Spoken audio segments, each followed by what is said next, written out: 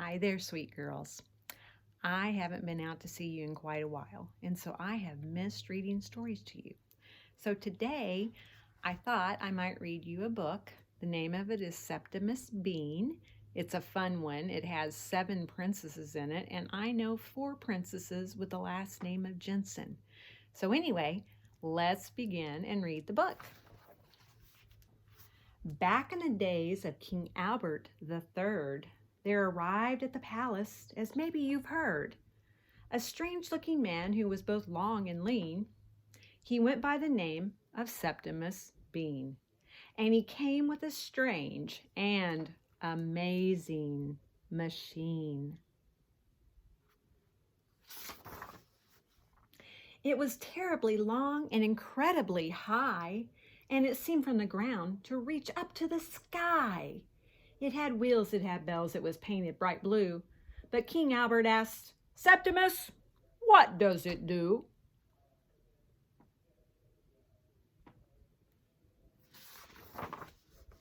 So Septimus pulled on a huge, heavy switch. The machine gave a rumble, a choke, and a twitch. Wheels started to spin, fan belts started to run, and steam valves shot off with a noise like a gun. Flags waved in the breeze, all gears took to churning, and cogwheels kept turning and turning and turning. The whole machine shook with a horrible shake, but the king just asked, "Septimus, what does it make?" Then Septimus bowed and he answered quite slow, "I regret, good King Owl, I don't rightly know. I'm sure it's useful one way or another, but just what it can do, I've yet to discover."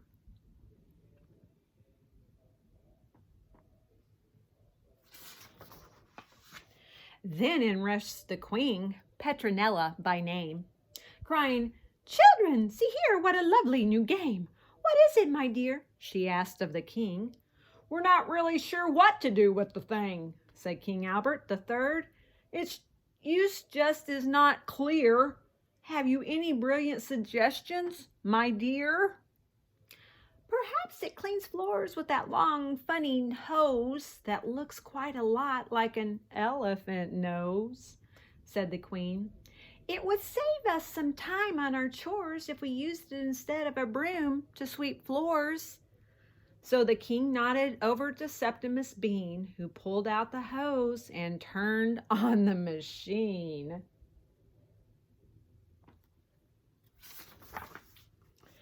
A great blast of air came out with a whoosh, and a tapestry sailed off the wall with a swoosh, sending statues and goblets and coronets flying, and all of the princesses running off crying.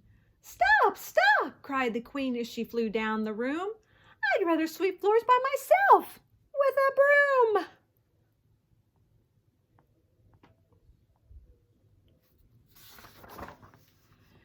Then sweet Princess Primrose, the youngest of all the king's 7 daughters, skipped into the hall. She took one close look, she needed no other, and whispered some words in the ear of her mother.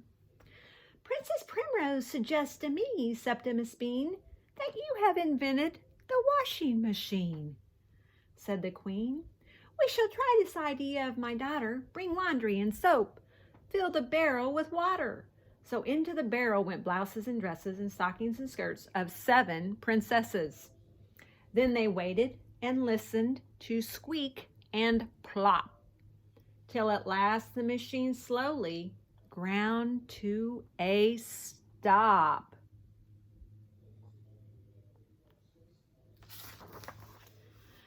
As she took out the dripping wet clothing, the queen shouted, "Look, the machine worked! The clothes are all clean," until she saw everything happen to shrink 5 sizes too small and was spotted with pink. "Alas, I don't think, Mr. Bean," said the queen, "that this is truly a good washing machine."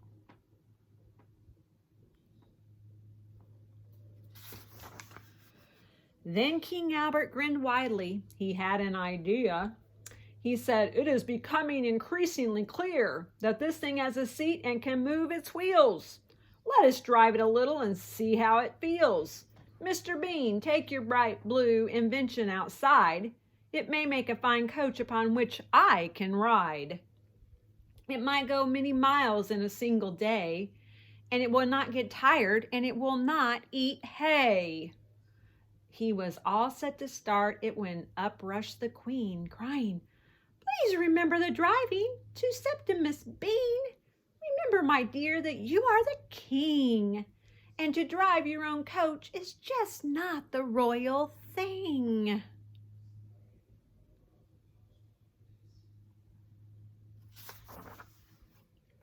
So Septimus climbed up, all eager to please. He pulled on the switch, the machine gave a sneeze, and a snort, and a cough, and a bang like a gun. Then it shuddered and juddered and started to run. "It works! Yes, it goes! Yes, it's moving!" they cried. And the princesses hurriedly stepped to the side as it rumbled toward them, gathering speed.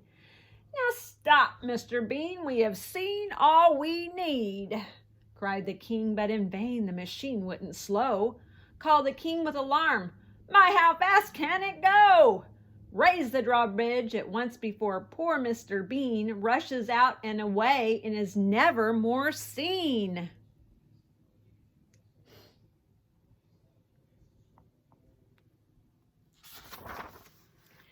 Then the drawbridge rose up to slow down the machine, speeding madly along with poor Septimus Bean. Up went the machine, never slowing at all, while the people below held their breath for its fall.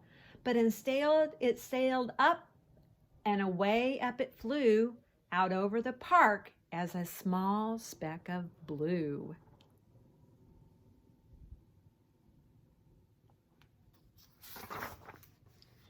Then the king danced a jig, threw his arms around the queen, shouting, "That is the greatest thing I've ever seen! Who would have guessed that the Septimus Bean has invented a wonderful flying machine?"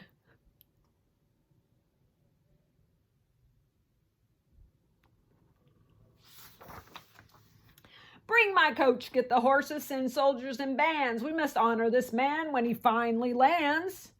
Then out went the king and his court to the park, and they waited and waited and searched till it grew almost dark.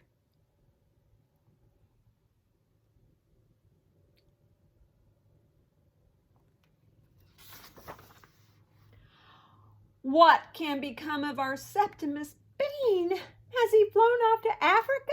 worried the queen. Then at last came the news, very sad, very grim. The machine had been found, but with no trace of him. They rushed to the scene. What a sad, sorry sight. There were bits of machine scattered left and scattered right.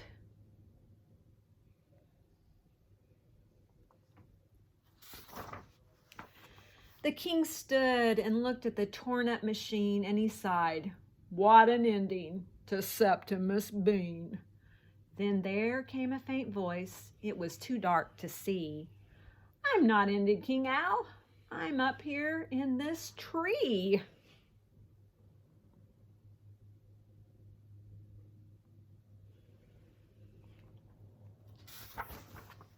Next morning they went sadly back to the green, where in 22 parts lay the broken machine. Septimus Bean looked it over and sighed. "It's hopeless," he said, and the princesses cried. "You'll build another soon, I'm sure," said the queen. "But you'll fly through the air once more, Septimus Bean." But Septimus shook his head sadly and said, "The world must wait. I'm going to bed. I'll never more try to invent a machine. You can just forget about Septimus Bean." But as Septimus turned and walked sadly away, from behind came the laughter of children at play. And there were the princesses out on the green, climbing all over the bits of machine.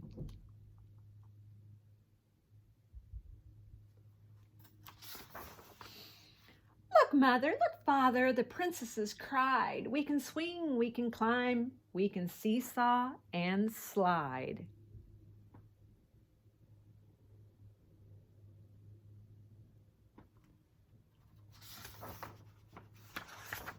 Come back, oh, come back, called the king and the queen.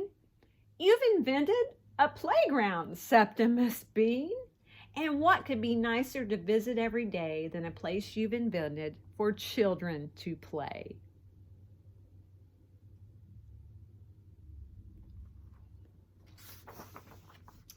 Then the people were called from each village and town, and the king read a speech that was all written down. I name this Bean Park. It's a fine place to play, where each child in my kingdom may come any day. And we all owe this playground to Septimus Bean, who flew through the air in a flying machine.